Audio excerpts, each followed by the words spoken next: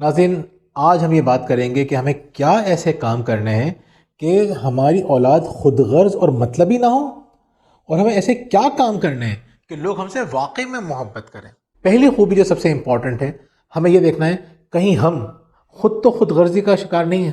اگر ہم خود غرض انسان ہیں، ہم پہلا اپنا فائدہ سوچتے ہیں، پہلے اپنے بارے میں سوچتے ہیں، تو یقین کر لیں لوگ آپ کو پسند نہیں کریں گے، لوگ آپ سے محبت نہیں کریں گے۔ ایک دوسری جو خرابی ہمارے اندر نظر آتی ہے وہ یہ آتی ہے کہ ہم احسان بہت زیادہ جتاتے ہیں۔ اگر ہمیں احسان جتانے کی عادت ہوگی تو ہم کیا سمجھتے ہیں کہ ہماری اولاد یہ چیز نہیں سیکھے گی، ہماری اولاد بھی بڑوں کے احسانات جتائے گی۔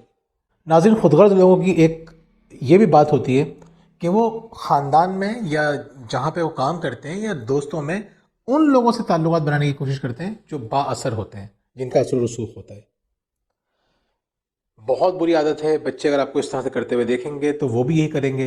لیکن چوتھی بات یہ ہے کہ ایموشنلی بلیک میل نہ کریں۔ لیکن پانچویں بات یہ ہے کہ احسان فراموش مت بنیے۔ احسان فراموش مت بنیں۔ جتنے زیادہ احسان فراموش بنیں گے وہی ٹرانسفر کریں گے اپنی اولاد کے اندر، اور کوئی شخص احسان فراموش کو پسند نہیں کرتا۔ ان باتوں کا، 5 باتوں کا خیال رکھیں، یقین کریں لوگ آپ سے محبت کرنے لگیں گے، اور یہ باتیں آپ کی اولاد کو ایک مخلص اور فرما بردار اولاد بنائیں گی۔